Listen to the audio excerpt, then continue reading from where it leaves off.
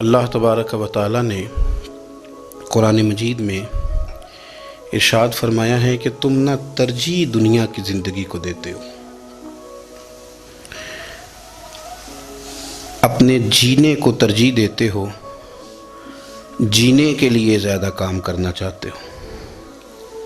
والآخرۃ خیر وابقیٰ، حالانکہ آخرت تمہارے لیے بہتر بھی ہے اور ہمیشہ باقی رہنے والی بھی۔ تم ترجیح دنیا کی زندگی کو دیتے ہو، حالانکہ آخرت تمہارے لیے بہتر بھی ہے، والآخرۃ خیر وابقیٰ، اور ہمیشہ باقی رہنے والی بھی ہے۔ انسان اور مسلمان کو یہ حکم دیا گیا ہے کہ اس کی ترجیح دنیا داری نہیں ہونی چاہیے۔ مال، دولت، عہدہ، منصب، شہرت، اس کو ترجیحی بنیادوں پر یہ کام نہ کرے۔ ترجیح اس کی اللہ اور اس کے رسول کی ذات ہے۔ دنیا ضرورت ہے، اس کو ضرورت سمجھے، اس کو اپنے اوپر طاری نہ کرے۔ کمر سیدھی کرنے کے لیے روٹی کھانی ہے، اس کو ضرورت سمجھے۔ بدن چھپانے کے لیے کپڑا چاہیے، اس کو ضرورت سمجھ لے۔ سر چھپانے کے لیے چھت کی ضرورت ہے، اس کو ضرورت سمجھے، لیکن کبھی بھی کسی موقع پر اس بات کو سمجھ لے کہ ترجیح دنیا کو نہ دے، ترجیح آخرت کو، اللہ کی ذات کو۔ ہماری آخرت کس طرح ٹھیک ہو سکتی ہے، آخرت میں کامیاب کس طرح ہو سکتے ہیں، آخرت میں اللہ تعالیٰ کی رضا کیسے پا سکتے ہیں، اس کو ترجیح دینی چاہیے۔ نبی پاک صلی اللہ تعالیٰ علیہ وسلم کے بہت سارے صحابہ بڑی شانوں والے، ایک صحابی کا ہم آج ذکر کرنے جا رہے ہیں جن کا نام ہے حضرت ابو ذر غفاری رضی اللہ تعالیٰ۔ ہمارے صوفیاء تصوف میں ایک جملہ بولتے ہیں کہ تیرا تو فقر بو ذر ہے، یعنی جن کو صحیح درویش کہتے ہیں نا، صحیح درویش۔ مولا علی شیر خدا رضی اللہ تعالیٰ عنہ فرمایا کرتے، دو ہی تو بندے ہیں جو رب کے رستے میں کسی شے کی پرواہ نہیں کرتے۔ حضور کون سے؟ فرمایا ایک ابو ذر غفاری ہے اور دوسرے علی المرتضیٰ ہے۔ مولا علی فرمایا کرتے یہ نا مسلمانوں میں سے چوتھے یا پانچویں مسلمان ہیں۔ شروع سے ایک سلیم الطبع آدمی، کچھ لوگ طبعاً بڑے نفیس ہوتے ہیں، طبعاً ہی اللہ کی طرف سے شروع سے ہی۔ ان کا جو قبیلہ تھا بنو غفار، وہ راہزنی کرتا تھا، لوگوں کو لوٹ لیتا تھا۔ شروع میں یہ کام کیا، لیکن جب کچھ لوگوں کی چیخیں کانوں میں گئیں تو چھوڑ دیا، فرمایا نہیں یار، طبیعت نہیں مانتی۔ اور نبی پاک کا کلمہ پڑھنے سے پہلے ہی بتوں کی پوجا چھوڑ کے رب کی عبادت شروع کر دی۔ لوگ پوچھا کرتے تھے آپ عبادت تو کرتے تھے پر منہ کدھر کرتے تھے؟ فرماتے تھے جدھر وہ کرا لیتا تھا کر لیتے تھے۔ کسی نے انہیں بتایا کہ مکے میں ایک شخص ہیں جنہوں نے اعلان نبوت کیا ہے، آپ کی طرح کی باتیں کرتے ہیں۔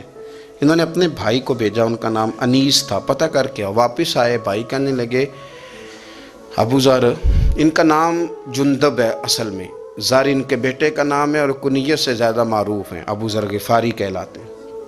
فرماتے ہیں کہ بھائی نے آ کے بتایا کہ وہ نیکی کا حکم دیتے ہیں، برے کاموں سے منع کرتے ہیں، صلہ رحمی کا پیغام دیتے ہیں، لیکن لوگ سارے مخالف ہیں۔ یہ چیز بھی بڑی کاؤنٹ ہوتی ہے، اسے نہ کاؤنٹ کیا کریں۔ لوگوں کی ترجیحات بدلتی ہیں، صبح کچھ، دوپہر کچھ، شام کچھ، اسے نہ کاؤنٹ کریں۔ انہوں نے اس بات کو کاؤنٹ کر کے بتایا کہ لوگ ان کے جو ہیں نا وہ مخالف ہیں سارے۔ تو حضرت ابو ذر غفاری کہنے لگے مجھے تسلی نہیں ہوئی، میں خود جا کے پتہ کروں گا۔ کہتے ہیں مکہ شریف آیا تو کسی ایسے آدمی سے پوچھ بیٹھا، میں تو کچھ اور سمجھا تھا، وہ کچھ اور نکلا۔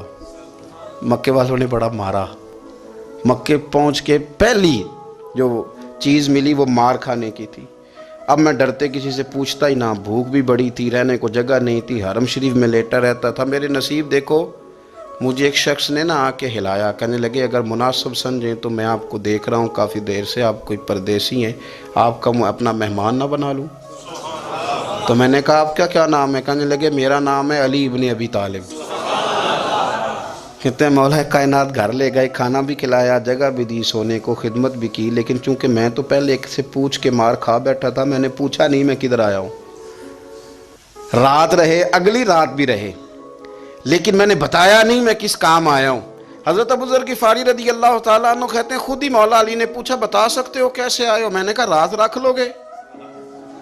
فرمایا بڑا کشادہ سینہ دیا رب نے مجھے. تو بات تو کر کہنے لگے یار میں تو محمد مصطفیٰ کی زیارت کرنے آیا صلی اللہ تعالی علیہ وسلم. یہ بے نیاز لوگوں میں سے ہیں حضرت سیدنا ابو ذر غفاری. میں حضور کی زیارت کے لیے. حضرت علی کہنے لگے سویرے لے چلوں گا. انسان بزدل نہیں ہوتا، ہر انسان بزدل نہیں ہوتا، اور بلا وجہ ٹکراؤ کی پالیسی بنا لینا یہ بھی سیانے لوگوں کا کام نہیں. حکمت کے تقاضوں کے مطابق چلنا یہ بھی دلیر لوگوں کا ہی کام ہوتا ہے. حضرت مولا علی کہنے لگے صبح لے کے چلوں گا پر حالات ٹھیک نہیں. شرارتی لوگ ہر جگہ ہوتے ہیں. اگر کوئی شرارتیوں کا ٹولہ ملا نا جو کھڑا ہوگا جاسوسی کرنے کے لیے کہ حضور کی طرف کون کون جا رہا ہے تو میں نیچے جھکوں گا جوتے کا تسمہ ٹھیک کرنے کے لیے. لیکن آپ نے نہیں کھڑے ہونا، آپ نے چلتے رہنا ہے تاکہ کسی کو شک نہ ہو. کہتے ہیں اس ترتیب سے حضرت علی مجھے لے کے گئے. میں حضور کی بارگاہ میں پہنچا. مولا علی کہتے ہیں بڑے بڑے لوگ سوال کرتے تھے پر یہ شروع سے سلیم الطبع تھے. مجھے کہہ لینے دینا، جنہوں نے ماننا ہوتا ہے وہ لمبے سوال کرتے ہی نہیں. مان جو لیا تو لمبے سوالوں کی ضرورت ہی کوئی نہیں. کہتے ہیں لوگ بڑے بڑے سوال کرتے تھے پر ابو ذر نے 2-3 باتیں پوچھیں اور آگے جا کے کہنے لگے حضور ہاتھ بڑھائیں مجھے کلمہ پڑھائیں. نبی پاک صلی اللہ علیہ وسلم نے کلمہ پڑھایا. فرمایا باہر جا کے نا ابھی ذکر کرنا کہ تم مسلمان ہو گیا، یہ ماریں گے. عرض کی حضور انہیں مارنے دے، میں آیا بھی مار کھا نہیں ہوں، انہیں مارنے دے نا. پڑا فلک کو کبھی دل جلوں سے کام نہیں. داغ دلوی نے کہا تھا پڑا فلک کو کبھی دل جلوں سے کام نہیں، اور جلا کے راکھ نہ کر دوں تو داغ نام نہیں. ماری تو کھانے آئے ہیں، مارنے دیں، کرنے دیں زور جتنا لگانا ہے لگانے دیں. باہر جا کے اعلان کیا. مکے والوں نے مارا، اتنا مارا کہ بے ہوش ہو گئے. پھر کسی نے بتایا کہ تم نے گزرنا بھی ہے ان کے علاقے سے، بنو غفار سے. پھر ان کا پتہ بھی ہے یہ لوگ بڑے سخت ہیں. پھر چھوڑا. تباً بڑے جلالی تھے، زاہد مزاج تھے. فرماتے تھے کہ جو تمہاری ضرورت سے زیادہ ہے وہ سارا صدقہ کرو. کنز کے معاملے میں ان کا رویہ یہ تھا. صرف حضرت صدیق اکبر کو کچھ نہیں کہا انہوں نے، باقی حضرت عمر جیسے آدمی کو بھی کھڑا کر کے کہہ لیتے تھے یہ مال کیوں رکھا ہوا ہے خزانے میں، بانٹتے کیوں نہیں سارا. اور جناب عثمان غنی رضی اللہ تعالیٰ عنہ کے ساتھ تو باقاعدہ کئی دفعہ اس موضوع پر گفتگو کی. وہ کہتے تھے کہ جب اللہ کہتا ہے قرآن میں کہ مال دولت جمع نہیں کرنی، تو وہ جو لوگ تھے وہ بھی بڑی شانوں والے تھے. وہ کہتے تھے کہ اللہ نے جب زکوٰۃ فرض کی تو مال جمع ہوتا ہے تو زکوٰۃ فرض ہوتی ہے نا. جب فطرانے کا کہا تو مال ہوتا ہے تو فطرانہ آتا ہے نا. تو آپ جو کہہ رہے ہیں وہ ٹھیک ہے پر آپ اعلیٰ بات کر رہے ہیں تقوی کی، سارا بانٹو. تو حضرت ابو ذر غفاری کہتے تھے چلو ٹھیک ہے تمہاری بھی بات مان لیتا ہوں، پر یہ بتاؤ مدینے والے کا اپنا طریقہ کیا ہے؟ کہ بھئی حضور کا طریقہ تو وہی ہے جو آپ بتا رہے ہیں. تو فرمانے لگے پھر اس رستے نہ چلیں جو رستہ مدینے والے رسول کا ہے. اور حضور سے نبی پاک سے عشق کرتے بڑا کھل کے. یہ صحابہ صفہ میں سے تھے.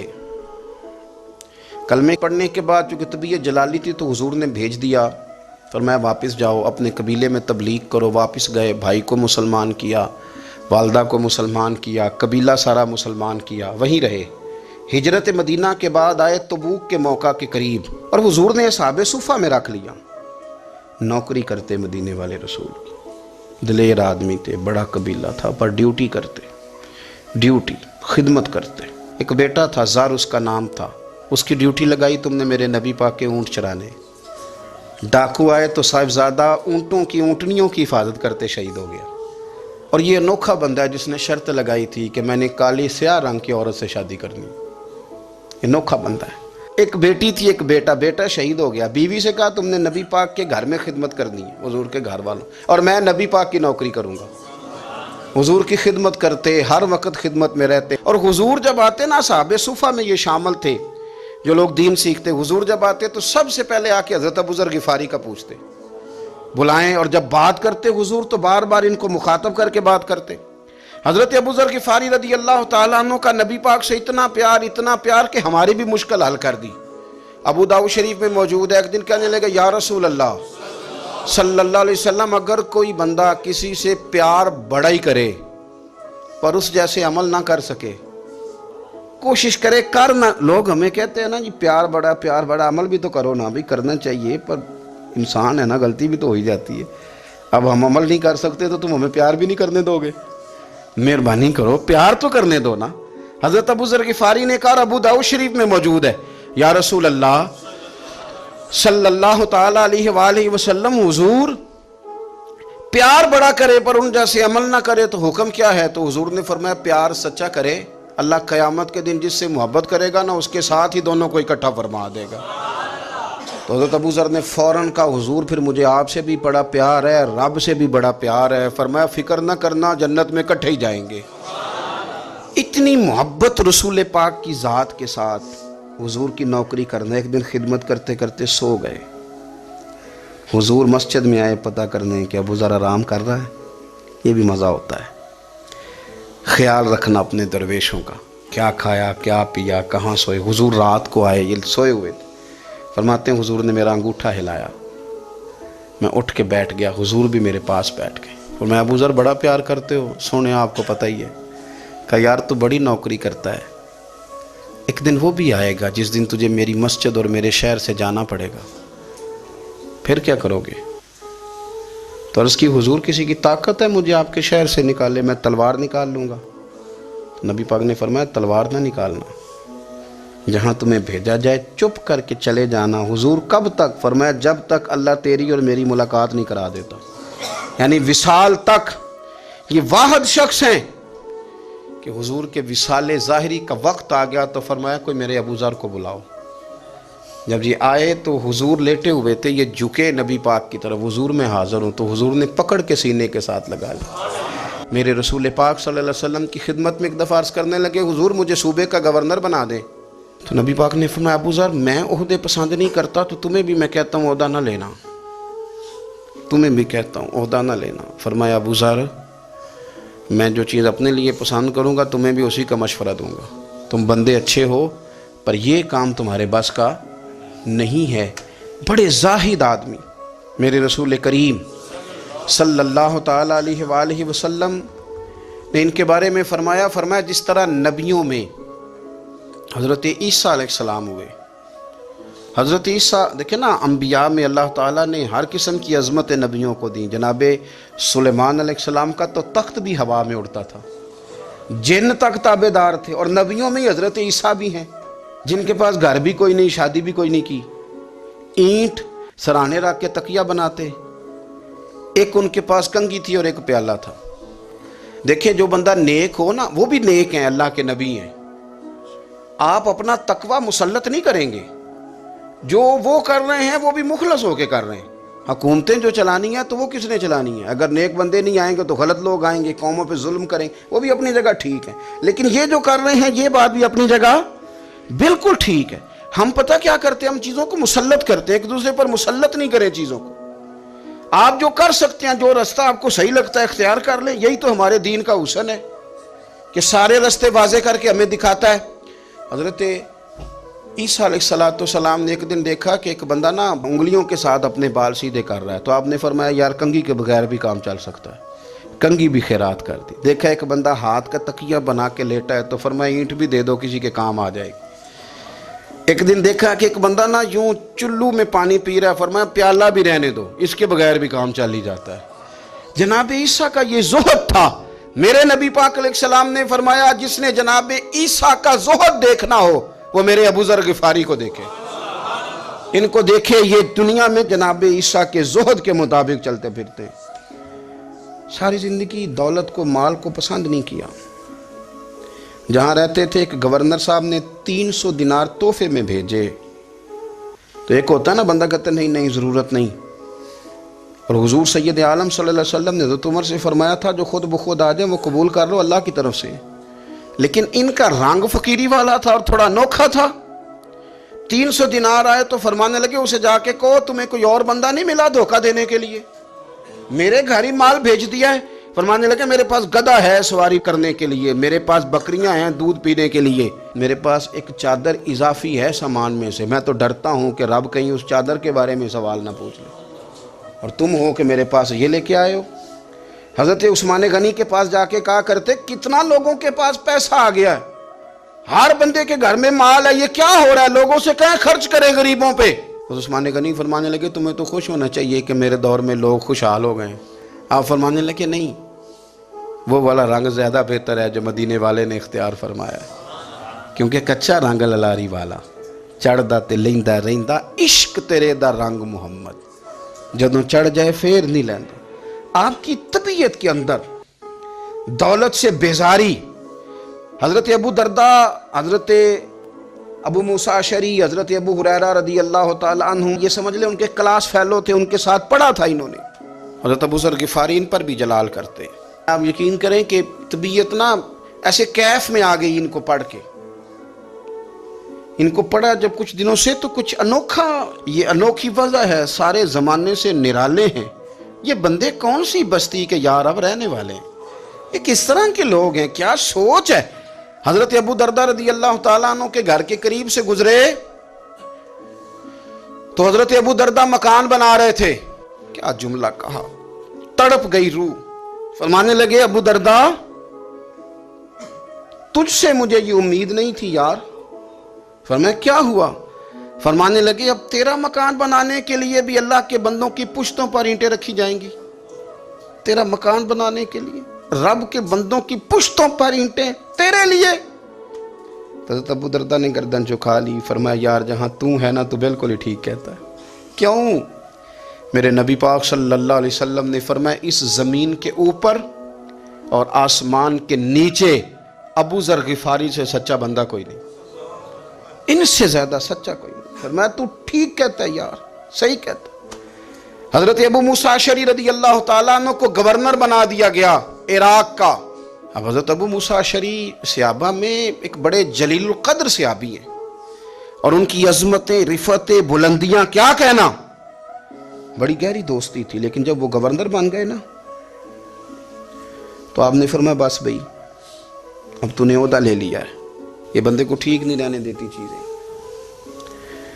اب تو عہدے میں چلا گیا ہے۔ بڑی مدت کے بعد ملاقات ہوئی حضرت ابو موسیٰ اشعری کے ساتھ، وہ دوڑ کے آئے حضرت ابو ذر غفاری کے گلے ملنے، میرا بھائی میرا بھائی۔ فرمایا پیچھے ہٹ جا، میں نہیں تیرا بھائی، تو گورنر ہے، میں غریب آدمی ہوں، اپنا کام کر۔ پھر دوڑ کے آئے، فرمایا ابو ذر تو میرا بھائی ہے یار، اکٹھے پڑھتے تھے حضور۔ فرمایا نہیں جا تو نہیں میرا۔ پھر آئے، جانتے تھے نا یہ سچا بندہ ہے، یہ سچا بندہ ہے، یہ تقریروں والا نہیں، صرف وعظوں والا نہیں، اس کے اندر بھی بڑی سچائیاں ہیں۔ قریب آئے، آ کے کہا یار تو میرا بھائی ہے، میرے سینے لاگ۔ فرمانے لگے تو تیسری بار آیا ہے، مومن ہے، میں منہ نہیں موڑ سکتا، پر پہلے مجھے بتا گورنر بننے کے بعد تو نے مکان کتنے بنائے، باغ کتنے لگائے، چکیاں کتنی لگائیں، کتنے تو نے چیزیں بنائی ہیں، پہلے بتا۔ تو حضرت ابو موسیٰ اشعری نے ان کا ہاتھ پکڑا، رونے لگے، کہنے لگے جس محبوب سے تو نے تربیت لی ہے میں بھی انہی کا نوکر ہوں، جن کپڑوں میں میں عراق گیا تھا میرے آج بھی وہی ہیں یار۔ کیا بات کرتا ہے تو، میرے وہی ہیں۔ مجھے بتا اگر یہ عہدے خدمت کے ہم نہیں لیں گے تو پھر کیا ظالموں کو دیں گے، غیروں کو دیں گے؟ نہ کر، کچھ نہیں بنایا۔ حضرت سیدنا ابو موسیٰ اشعری رضی اللہ تعالیٰ عنہ روئے، اور جب کہا نا کوئی شے نہیں میرے پاس، تو فرمایا اچھا چل آ جا، پھر سینے لگ جا، تو واقعی میرا بھائی ہے۔ پھر حضرت ابو ذر غفاری نے محبت فرمائی، وہ درویشی، وہ فقیری، وہ سادگی، وہ نورانیت، وہ دل کے ساتھ اندر۔ ہمارے تو بہت سارے لوگ ہیں جو کہتے ہو کہاں لے جانا ہے مال، کیا ضرورت ہے مال کی، ہر وقت مال کی مخالفت کرتے ہیں، لیکن دل ان کا کہتا ہے کہ آئے صحیح، کسی طریقے سے پہنچے صحیح۔ حضور نے فرمایا بعض لوگوں کی زبانیں شہد سے زیادہ میٹھی، دل بھیڑیے سے زیادہ خطرناک، اوپر سے کہہ کچھ رہے ہیں اندر حالات کچھ اور ہیں۔ لیکن حضرت ابو ذر غفاری رضی اللہ تعالیٰ عنہ دوری دولت سے، آپ فرماتے کیوں ہیں لوگوں کے پاس مال، کس لیے اتنا مال جمع کیا ہے؟ کیا ساری غریبی ختم ہو گئی ہے، غربت مٹ گئی ہے ساری؟ کیوں لوگ مال بناتے ہیں؟ ایک اور آپ کی کلاس فیلو تھے جو بصرے کے گورنر بنے، عبداللہ بن عامر رضی اللہ تعالیٰ۔ ایک صاحب سے ملاقات ہوئی، جناب نافع تائی ان کا نام تھا، تو حضرت ابو ذر غفاری سے وہ بڑے شوق سے ملنے آئے، حضور کے صحابی سمجھ کر کے۔ فرمایا کہاں کے رہنے والے ہو؟ کہا میں تو بصرے کا رہنے والا ہوں۔ فرمایا وہاں میرے ایک کلاس فیلو ہیں عبداللہ بن عامر، کہا وہ تو آج کل گورنر ہیں۔ فرمایا میرا ایک پیغام دے دو گے اس کو جا کے؟ کہا حضور دے دوں گا۔ فرمایا اس سے جا کے کہنا تو گورنر بن کے بھی زندہ ہی ہے، اور میں پانی کا پیالہ پیتا ہوں، کھجور کھاتا ہوں، اور رب کی عبادت کرتا ہوں، میں بھی تو زندہ ہی ہوں نا، تو بھی زندہ ہی ہے، اس سے آگے کچھ نہیں ہے۔ اور میں کھجور کھاتا ہوں، پانی کا پیالہ پیتا ہوں، میں بھی تو زندہ ہوں نا۔ اللہ اکبر۔ نافع تائی کہتے ہیں اس پیغام کی سمجھ نہیں آئی، لیکن میں لے کے گیا۔ عبداللہ بن عامر سے میری ملاقات ہوئی تو میں نے کہا جی ایک پیغام دینا ہے، تو انہوں نے کوئی توجہ نہیں کی۔ جب میں نے بتایا نا کہ حضرت ابو ذر غفاری کا پیغام ہے تو ان دونوں آنکھیں کھول دیں، کہنے لگے جلدی بتاؤ انہوں نے کیا کہا ہے۔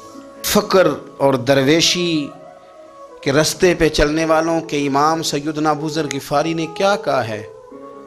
تو کہتے ہیں مجھے پاس بٹھا لیا، شفقت فرمائی، کہنے لگے اب بتاؤ انہوں نے کیا کہا ہے۔ تو عرض کرنے لگے انہوں نے کہا ہے کہ تو گورنر ہے، تو بھی زندہ ہے، اور میں کھجور کھاتا ہوں، پانی پیتا ہوں، رب کو یاد کرتا ہوں، میں بھی تو زندہ ہی ہوں نا۔ کہنے لگے ایک دفعہ پھر کہا انہوں نے کہا تھا کہ میں کھجور کھاتا ہوں، پانی پیتا ہوں، عبادت کرتا ہوں، میں بھی تو زندہ، کہا ایک دفعہ پھر کہتے ہیں تیسری دفعہ کہا تو وہ اتنا روئے کہ انہوں نے چادر میں منہ چھپا لیا۔ کہنے لگے یار وہ ٹھیک ہی کہتا ہے، وہ صحیح کہتا ہے، اتنا مال، اتنے عہدے، اتنی چیزیں، اتنا کچھ جمع کر کے رکھا ہے، ان کا حساب دینا، ان چیزوں کی اللہ کے حضور کیا عذر پیش کریں گے، کس طرح رب کی بارگاہ میں بتائیں گے، کیا وجہ تھی، کن چکروں میں ہم نے زندگی گزار دی۔ سیدنا ابو ذر غفاری رضی اللہ تعالیٰ عنہ نے اپنی حیات مبارکہ ساری کی ساری فرماتے تھے کہ ہم نہیں عمل کریں گے تو کون کرے گا۔ وہ خاص سادگی، وہ خاص، اور پتہ میرے نبی پاک نے کیا فرمایا؟ فرمایا مجھے میرے رب نے حکم دیا ہے کہ میں 4 لوگوں سے پیار کروں۔ اللہ اکبر۔ کاش کبھی آپ اس حدیث کے جملوں کو سمجھیں۔ اور یار اللہ نے حکم دیا ہے محبوب پیار کرے، حضور کس سے؟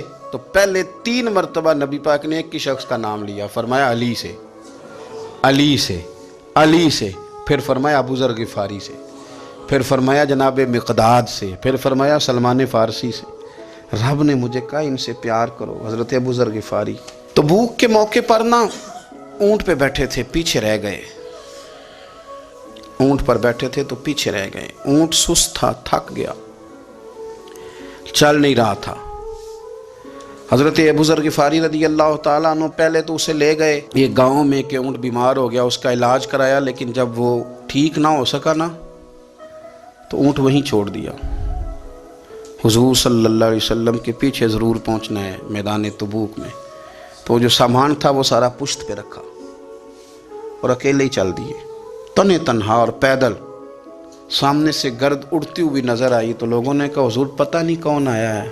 فرمایا تمہیں نہیں پتہ، مجھے تو پتہ ہے نا، ابو ذر غفاری آیا ہے، ابو ذر غفاری آئے۔ پھر حضور نے فرمایا یمشی واحدہ و یموت واحدہ و یبعث واحدہ، فرمایا یہ تنہا چلتے ہیں، یہ تنہا ہی دنیا سے جائیں گے، تنہا ہی اٹھائے جائیں گے، تنہا چلتے ہیں، تنہا ہی دنیا سے جائیں گے، انتقال تنہا ہی اٹھائے جائیں گے۔ جو بہت زیادہ سختی کرنے لگے صحابہ پہ، بہت زیادہ، تو حضرت عثمان غنی رضی اللہ تعالیٰ عنہ نے فرمایا کہ آپ اپنے مزاج کے لحاظ سے تو درست ہیں، پر جو چیز آپ طاری کرنا چاہتے ہیں جب شریعت گنجائش دیتی ہے تو آپ کیوں اتنی سختی فرماتے ہیں؟ تو فرمانے لگے ٹھیک ہے پھر مجھے ربضہ جانے کی اجازت دے دو۔ ربضہ ایک بستی تھی، جنگل تھا، وہاں کوئی آتا جاتا نہیں تھا، اسی کسے دے کچھ نہیں جلا گئے تو نہ کوئی ہڈا دردی۔ حضور نے کہا تھا نا یمشی واحدہ، اکیلا چلے گا، ربضہ چلے گیا۔ حضرت سیدنا عثمان غنی نے کہا یہ کچھ بکریاں لے جاؤ، دودھ پی لیا کرنا۔ فرمایا عثمان مجھے مال کی تو ضرورت پہلے دن سے ہی کوئی نہیں، مجھے تو رب رسول کی ضرورت ہے، ان کی کرم نوازیاں میرے ساتھ رہتی ہیں۔ تشریف لے گئے، وہاں تنہا کھجور کے خشک ٹکڑے کھاتے، عبادت کرتے، اللہ کو یاد کرتے۔ بڑے بڑے لوگوں نے آ کے کہا کہ ابو ذر آپ کی بڑی شان ہے، ہمارے ساتھ چلیں۔ فرمایا چھوڑو، کہاں منشور ہم اور کہاں ہنگامے محبت کے، ایک حجرے میں رہتے ہیں، خدا کو یاد کرتے ہیں، ضرورت کوئی نہیں، جہاں ہوں نا وہاں میں ٹھیک ہوں، حاجت نہیں۔ وصال کا وقت آ گیا، دنیا سے جانے کا ٹائم آ گیا، اکیلے ہیں، بیوی ہے اور بیٹی ہے، جنگل کا علاقہ ہے، حج ہو گیا، راستے بند ہو گئے، بیمار ہو گئے، اپنی اہلیہ کو بلا کے کہنے لگے اب میں بچوں گا نہیں، اب جانے کا وقت آ گیا ہے۔ میں نے فقیری جو حضور کی دیکھی تھی اس میں نے وقت گزارا ہے، اور دیکھ میں جا بھی فقیری میرا ہوں، لے سجدہ سا توڑ نہیں پائی، جان بھی دیتی تیرا تیرے، اب جانے کا وقت ہے۔ تو اس طرح کرنا، اگر تیرے پاس کوئی کپڑا ہوا تو مجھے کفن دے دینا، نہ ہوا تو اللہ کے سپرد کر دینا۔ کہا ہم 2 عورتیں ہیں، جنازہ، غسل، کفن، فرمایا رب جماعت بھیجے گا میرے لیے، لوگ آئیں گے، میرے نبی پاک نے مجھ سے وعدہ کیا تھا آئیں گے نا لوگ۔ تو اہلیہ کہنے لگی ابو ذر آپ کو کیسے پتہ ہے کہ آپ اس صحرا میں انتقال کر جائیں گے، اللہ شفا دینے والا ہے۔ فرمانے لگے ہم 3-4 لوگ بیٹھے تھے تو حضور نے فرمایا تھا تم میں سے ایک شخص صحرا میں اکیلا انتقال کر جائے گا، تو وہ میرے جتنے باقی ساتھی تھے وہ سارے انتقال کر گئے، اب میں اکیلا ہی بچا، مجھے پتہ ہے وہ میں ہی ہوں، تو تم دیکھنا تمہیں کوئی نہ کوئی مل جائے گا غسل کفن کے لیے۔ آپ کی اہلیہ کہتی ہیں کہ میں اٹھی، کبھی دوڑ کے میں باہر جاتی، سڑک پہ جا کے دیکھتی کوئی گزر رہا ہے، پھر میں آ کے کہتی حج ختم ہو گیا ہے، راستے بند ہو گئے ہیں، کون آئے گا جنگل میں، پھر میں آ کے ان کی تیمارداری کرتی، پھر اٹھ کے جاتی، پھر میں آ کے تیمارداری کرتی۔ اچانک میری نظر پڑی تو ایک چھوٹا سا قافلہ آ رہا تھا، اس قافلے میں چند لوگ تھے اور سب سے بڑھ کر صحابی رسول حضرت عبداللہ ابن مسعود بھی تھے۔ میں نے ان کو اشارہ کیا تو وہ دوڑے آئے، کہنے لگے بہن کیا ہے؟ میں نے کہا یہاں ایک شخص ہے، تمہاری تھوڑی سی ضرورت ہے اس کو۔ تو عبداللہ ابن مسعود کہنے لگے کون ہے بی بی؟ کہتے ہیں میں نے کہا کہ وہ ابو ذر غفاری ہیں۔ کہتے تڑپ کے روئے عبداللہ ابن مسعود، تڑپ کے کہنے لگے ابو ذر میرے نبی پاک کا پیارا، میرے ماں بھی اس پہ قربان، میرا باپ بھی قربان، کدھر ہے جلدی بتاؤ۔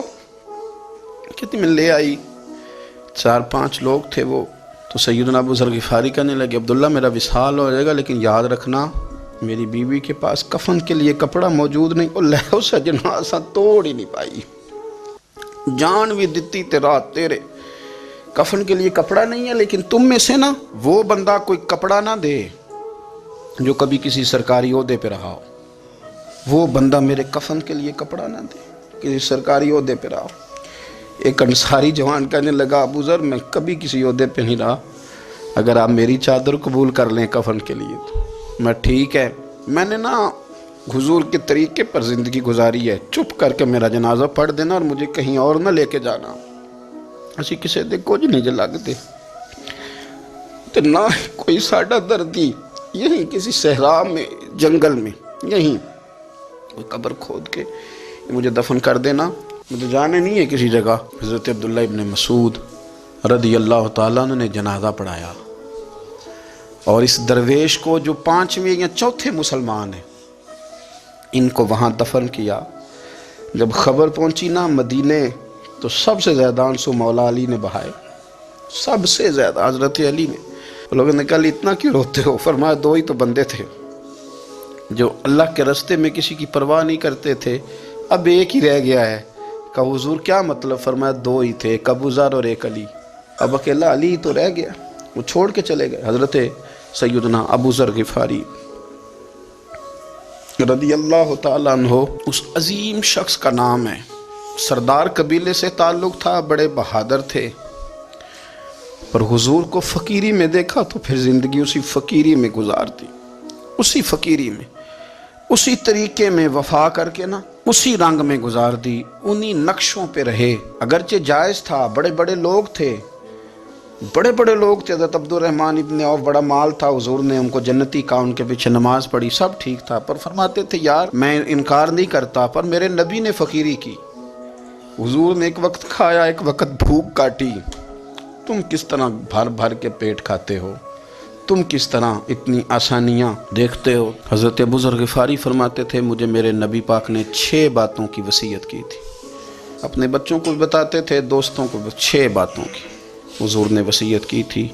سب سے پہلے حضور نے فرمایا تھا ابو ذر مسکینوں سے محبت کرتے رہنا۔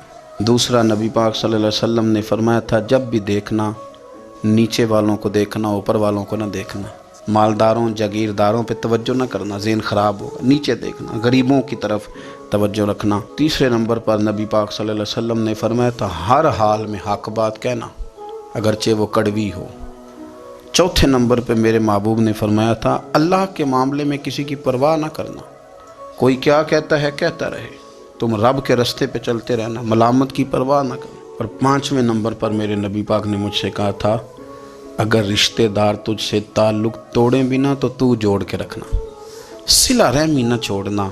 اور چھٹے نمبر پر حضور نے فرمایا تھا اللہ کے عرش کے خزانوں میں سے خزانہ ہے لا حول ولا قوت الا باللہ العلی العظیم۔ حضور نے فرمایا اسے پڑھتے رہنا، اسے کبھی نہ چھوڑنا۔ اے اللہ ان نیک اور پاک لوگوں کا صدقہ ہمارے دلوں کو تقویٰ عطا فرما۔ آخر دعوانا الحمدللہ۔